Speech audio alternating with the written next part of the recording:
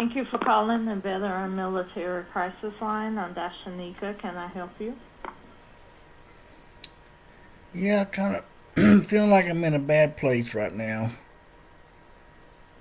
Okay, what's going on? Just had a whole bunch of things happen all at once, and my brother died, and had a appointment up there at the VA on Friday, and it didn't really go like I thought it was gonna go, and Mm-hmm. just kind of feeling like that was my that was like the last the last thing I could think to do, and it didn't work Mm-hmm. out, and I'm just sitting here and I don't know where I'm supposed to go now. Okay. Tell me about what happened at the VA Friday. Well, I've had chronic issues with my back. My back is all busted up, and I went up there thinking that the guy would make me an appointment or a consultation to see like an orthopedic specialist or something to look at my MRIs and maybe see if there's something that they can do about it. And the guy the guy sends me out of the office and tells the scheduler he doesn't need to see me again until next year. Oh, wow. The scheduler guy was in the hallway and he asked him what I need to do for this guy, and he said I don't need to see him until 2020.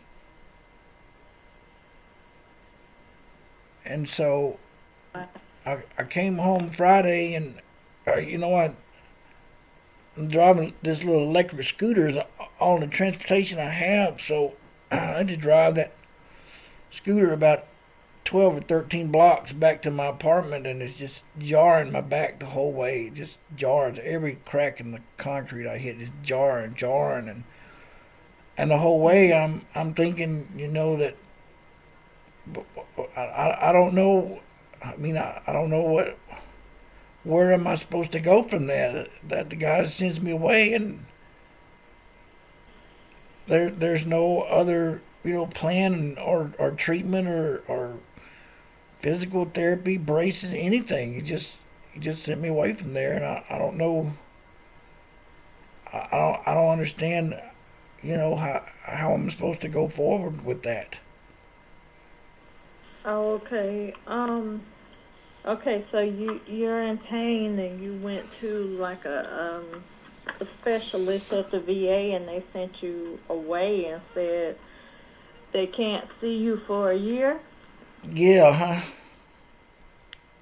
I Okay. mean, what he wasn't a Um. specialist. He was a primary care doctor, primary care doctor at the clinic, and I made an appointment to see the guy, and I went up there, and I'm telling him, that my back is all busted up, and he's asking me questions that I'm not. I got some what I understand to be a compression fractures in the middle of my back, and he said, how did it happen? And I guess I had too much compression. I don't know. What are you talking about? I don't know. I didn't had no accident. It just wore out over time. Too much, too much lifting. I lifted all this stuff, and when I was in the Air Force, that was my job to pull all this equipment around all day, and it just tore my back up. And every year it gets worse and worse and worse. And I, I went to the guy thinking that they would send me to see an orthopedic doctor or neurologist or somebody that was could say, hey, this is what we can do this maybe to relieve some of this pain in my back, and the guy just sends me away, and he says he's done with it, and I don't know. Okay. How long have? Well, what's your name? I didn't catch your name. um It's Slade. Okay, Slade. How long have you been going through this thing? Well, I mean, my my first injury to my back was in like 1992, and Mhm. over the years, it's just gotten. It started off with just one bad disc, and then it was two, Mhm. and then it was three, and then it was four, and then it was five, and it was six, it was seven. And they're not all severe or whatever, but in total sum, I can't hardly cook. I can't clean up after myself. My apartment is a mess. I'm ashamed to even have somebody come in here. It's so dirty, and I can't clean it up anymore. And I talked to the social workers down there about it, and they just keep telling me they're gonna check on it. They're gonna check on it. They've been telling me that for a year now, and I'm in a housing program for homeless veterans, and they're fixing to come in here and do an inspection, and they'll throw me out of here with it like this, and there's nothing I can do about it. I can't I can't Okay. I can't physically bend over and pick stuff up and sweep and vacuum anything that torques my back makes it hurt so bad I can't stand it anymore. I've already attempted suicide a couple of years ago. I took all my medicine, and I kind of got a little bit better, and I moved and came to a different area and trying different things to I try to live with somebody and different things, and they did, none of it works out. So I've got, some post traumatic stress disorder. It makes it very difficult for me to engage with other people. I get anxiety real bad, and so all my relationships end up being kind of messed up, and I'm just here by myself, and I can't do all this stuff, and they're supposed to have people down there helping me, and nobody's helping me. Oh wow. Have you signed up for like the home health aid, the home health service? Have I you I inquired about I, that? I had that for a while in Houston, and I moved here to Alabama to live with some guy. A guy I known since I was a little boy, and he was old. He's like 85, and I told him that I can cook if he can clean up, but he wouldn't pay for the food. And I told him, you got to help buy the food. I can't afford to buy the food for you. And he didn't understand that.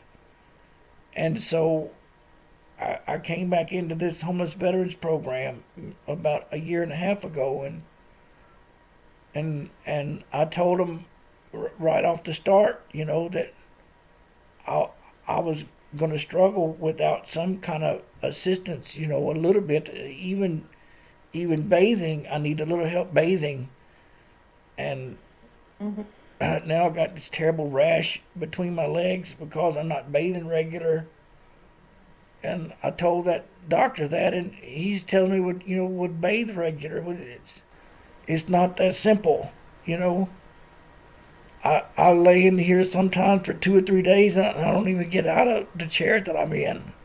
I'm depressed, and I just don't want to move. I just lay here, and I don't have anywhere to go, no people to see, and I just the only place I go is to the grocery store, to the doctor. So Mhm. it's been raining here for like 4 days straight, and I can't go outside and do anything. I got an electric scooter, so I can't get out in the rain, and so I just sit here and kind of locked up in here, and I just things start kind of closing in on me, and I'm just in this filth, and I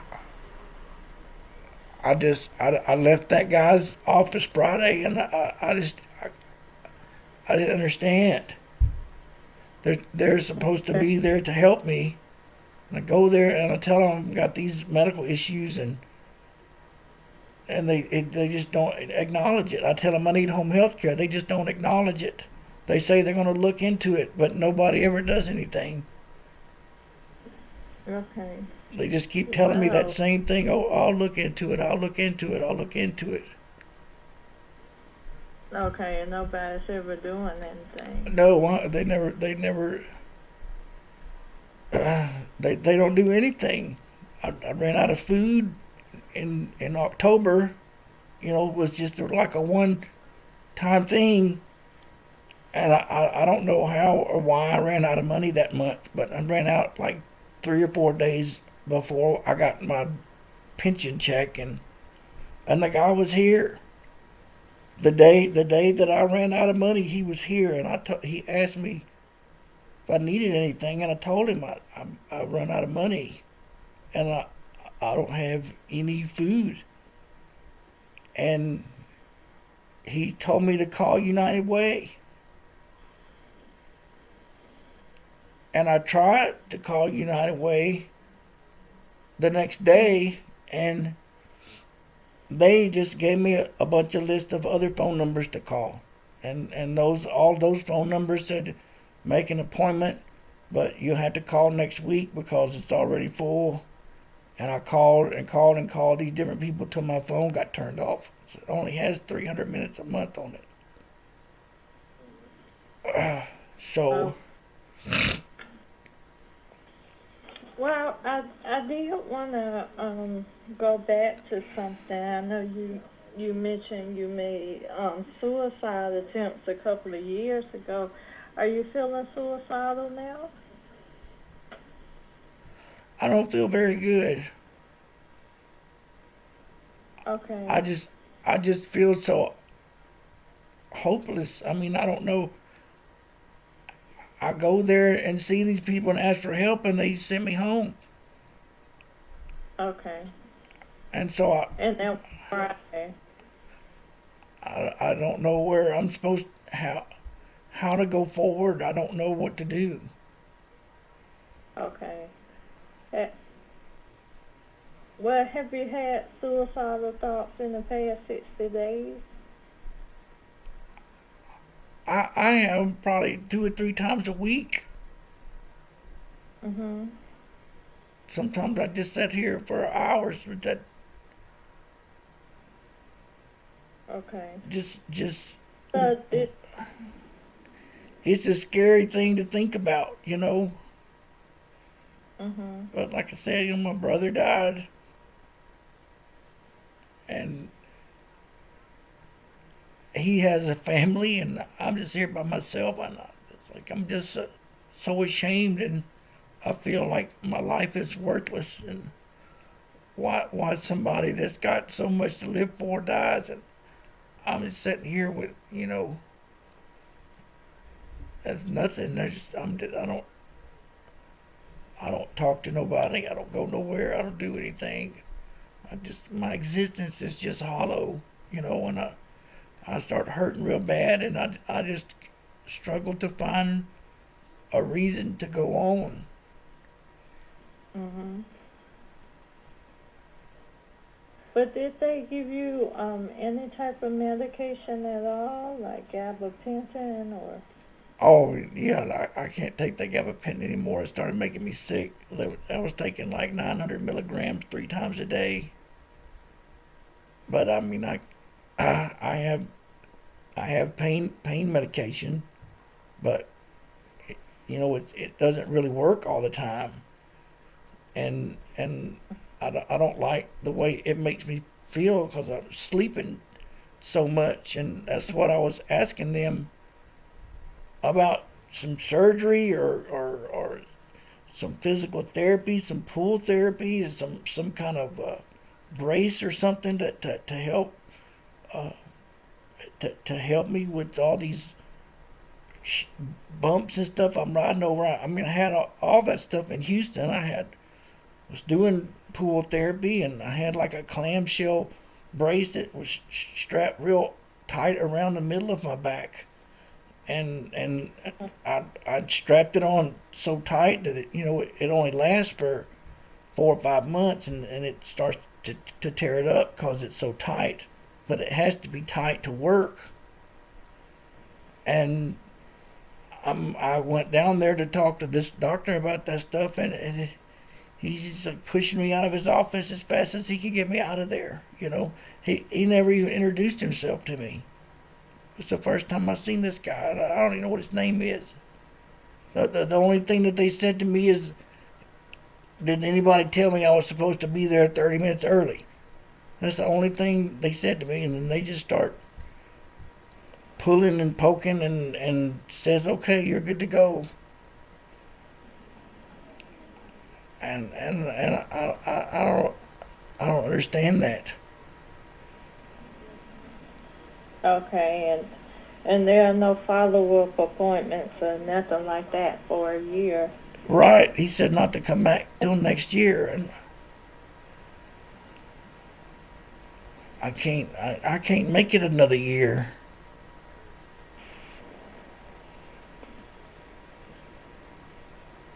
All these things start to happen, and they just all start stacking up on me. Mhm. Even with that pain medication, certain times a day, my neck will be hurting. I try to Mhm. get into a position that my neck will stop hurting, and then the lower part of my back start hurting. I've got bad discs in all three parts of my back: my lumbar spine, my thoracic spine, and my cervical spine. And all of them have broken down, so I can't ever really get completely comfortable, and then these things just start piling up, and I don't know what is going to happen, and I can't clean up around here. I'm just sitting here in all this filth, and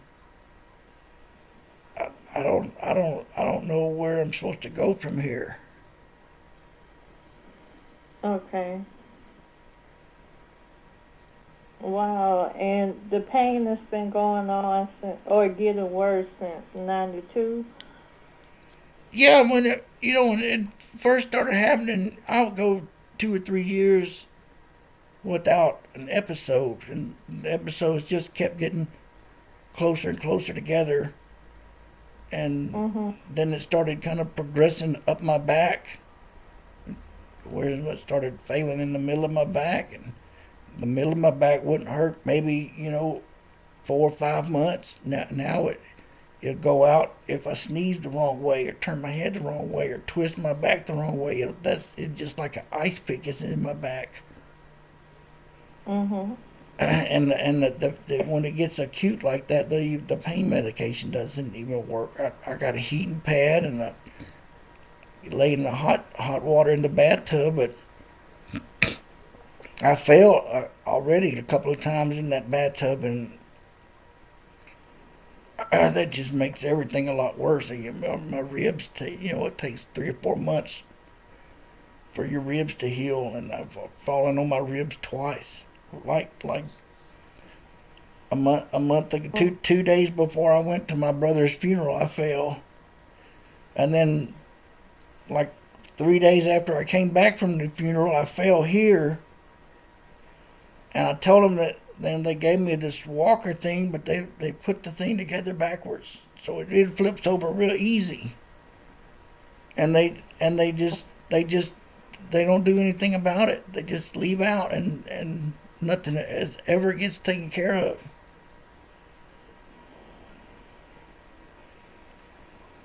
Okay. Do you have any type of family support or friends or? All those people live out in Texas,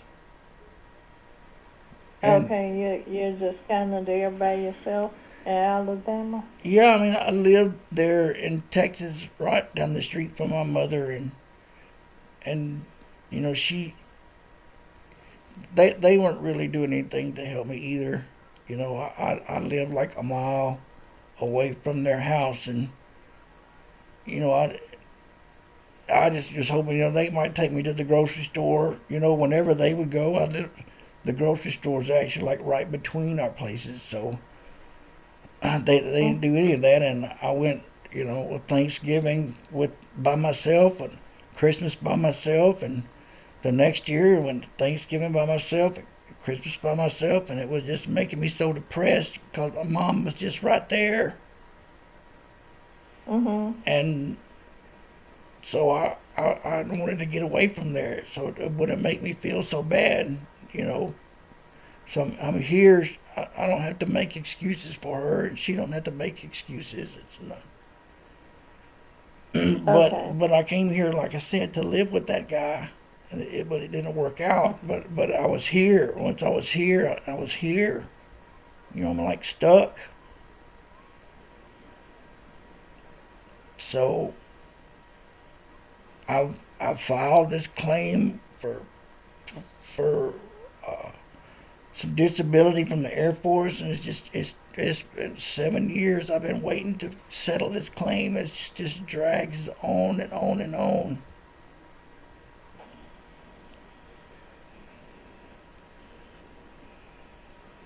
Okay. Yeah, you do have a lot going on. Okay. Is the claim still pending? Yeah, I saw the doctor like the first week of January, but they Mhm. didn't do the mental health evaluation, and so Okay. I went to my brother's funeral, which just all out of the sudden happened. He's just 2 years older than me, and I came back from the funeral, and they said I needed to go over there and talk to the mental health people. Well, I didn't know what to expect from that, so I I kind of started reviewing, the details about that stuff, and that's what the doctor told me to write all that stuff down before you go, Mhm. and it just brings all that stuff out, and I try to keep it deep inside, but that just brings it all out. So it's like Okay. like it just happened yesterday. Now, Mhm. I don't ever talk So about. it so the therapy is a little bit too soon for you. Well, it wasn't therapy. It was evaluation to see what's what service connected or not. It's just a one-time appointment with Oh. a medical doctor that looks at your physical condition, and they tell them this is what's wrong with him, and you see a mental health doctor and they tell him, this is what he's saying. But I try not to talk about that stuff, and I'm going to bring all that stuff back up in my mind, and I got trigger trigger points, and plane crashed there in Houston yesterday. And that's closely associated with some of my issues. It's a plane crash that I was involved with, and a bunch of people got burned up Mhm. in a city, in a town in Germany, and Oh. I had to go there and and and pick all those people up, Uh huh. and I was just trying to familiarize myself with that for that appointment, and it brought all that stuff back, and so I've just got all this stuff swirling around in my head, and I don't know how to cope with it. Okay. So right now you're not receiving any type of mental health services. Past that initial evaluation. I I see I see a mental health guy down there, but whenever I start to talk about my anxiety or or uh, anything like that, he just like changes the subject, Mhm. and so I never really get to the point where I told him that I wanted to be able to talk to somebody down there, Mhm. and when I was in Houston, I went and sat with this lady and we would talk, and she kind of helped me come up with strategies and coping methods and try to help me rationalize some of these things that were in my mind. And so I told him that when I got here, but this guy, they just want me to take a bunch of pills, and Mhm. I told him the last time that they put me on those pills was the first time I attempted suicide, was when they put me on that mirtazapine.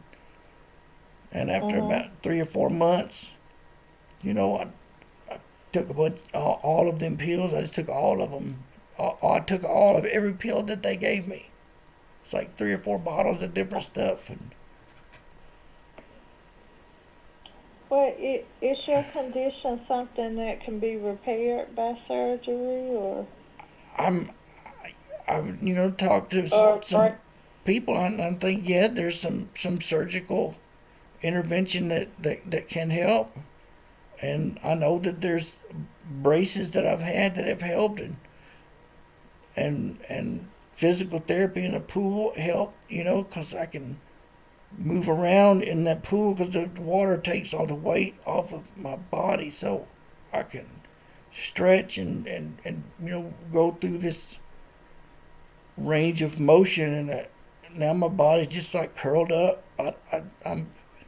I sit in this lazy boy. It's just a mhm. recliner. I'm saying lazy. It's just an old recliner that somebody gave me. It's all broken, but I sit in here, and when it's time to go to bed, I just turn the TV off and go to bed in this chair. And sometimes I'll spend 2 or 3 days in this chair. And like I said, I'll get a bad rash. But I mean, I'll be in here for like 2 or 3 days and not get out. Not Mhm. use the bathrooms. Sometimes I'm hurting so bad I just have to pee in a bottle. And I just lay here in this chair, and when I finally do kind of get to feeling a little better, and I've got all this all this mess around me, I got to try to clean that up, and I can't do it.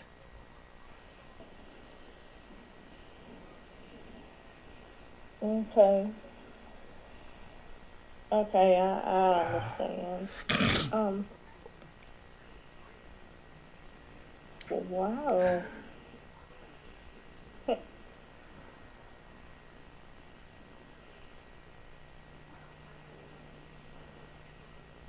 That sounds like a lot.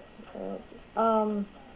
I was going to ask you, is a civilian there? I mean, a civilian specialist, is there an option at this time, or no?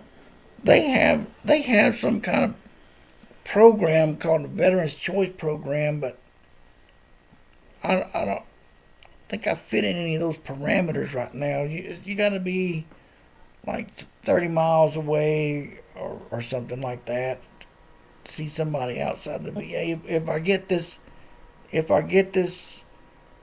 service connected disability, I will be able to go outside the VA. Okay. But that could happen in just a week, or it could happen in a month, or it might not happen at all. I don't know. I don't know. It's just after I went down there on Friday, and I left. I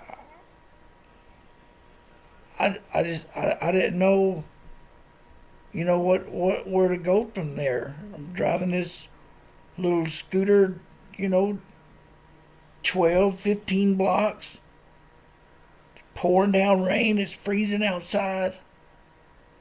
I can't get no body from the hospital to even take me to the doctor's appointment. I'm like I said, I'm not even 10 blocks from the hospital, and they can't manage to support me, and I live right down the street.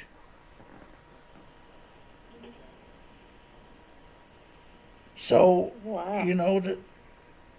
if I had Social Security or something, it might be different. I guess I would be have home health care and all that stuff that disabled people get. But I'm in the VA thing.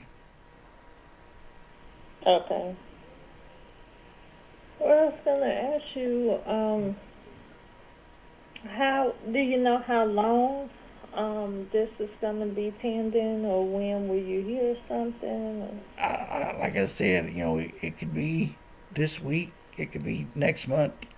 It it could come back and just be totally denied. Mhm. I don't know. I got letters from some of the people I was in the service with, and turn that stuff in, and I don't know. They don't tell you anything really, so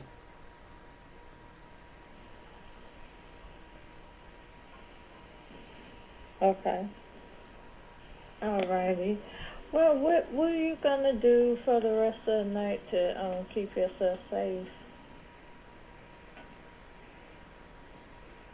there's nothing that I can do any different. Than, I mean, it is what it is. Mhm.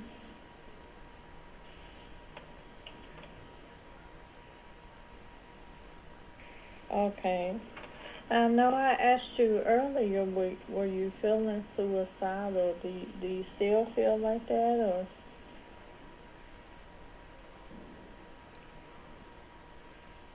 I mean, I don't feel like that like right now, but Mhm. I go and try to lay down in this chair, and might be here laying in this chair for an hour, 2 hours, and I just start, asking why, what's the point,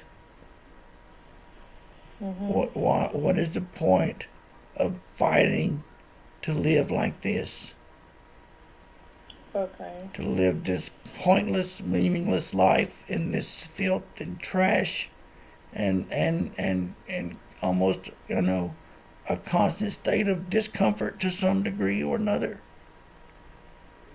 Okay. Well, let me ask you this. Would it be okay if I schedule you a consult with our suicide prevention team at your local VA?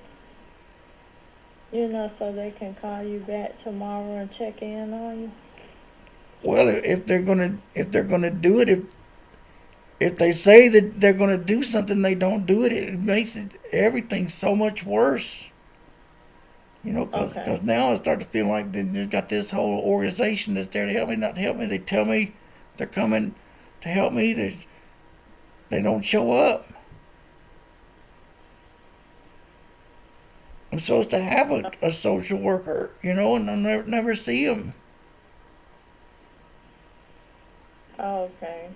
Well, that they typically don't show up at your house, but they will check in on you to, make sure you're okay. Does that sound like something you want to do? I don't know if you think it might help. Okay. I don't know what else to Well, do. I think it would help. What's your last name? And your last name is Slade, right? No, my last name is Fuquay. Okay. Okay, what's your last four? 6165. Okay, 6165. I can't hardly talk. My teeth are rotted out. Oh, okay. Okay, 6165. Okay. And what's your day of birth? July the 20th.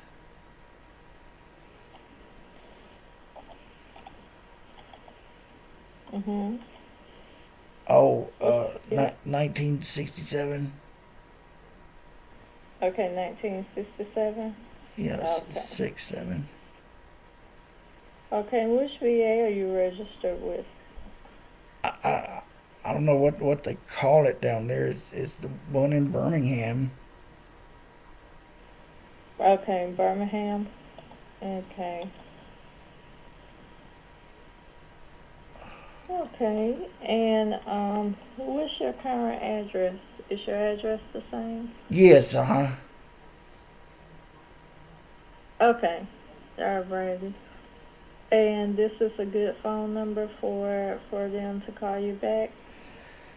I don't know. This a phone number that's on my email thing. The other phone that I have is like a government lifeline phone, and I've been talking to my brother's wife and those people back there in Houston so much after this funeral that my minutes are all gone already. So Mm-hmm. I don't know. I don't know if that telephone that I have, that cell phone, might run out of minutes already. And this is on my laptop, so I don't know if it'll. I can leave it open, but I don't know if it shuts down in the night or what. If it rings, I don't know. But they can text message me, I guess, and I'll call them back. Okay. Alrighty. I get Well, I unlimited text messages on that phone, so they can always text message that phone. okay. Well, what I'm gonna do is I am gonna have someone check back in on you because I think you need some extra support where you're located. Yeah, Okay. I just can't keep going on like this. It's just at a Okay. certain point, it just gets overwhelming, you know. Mhm. And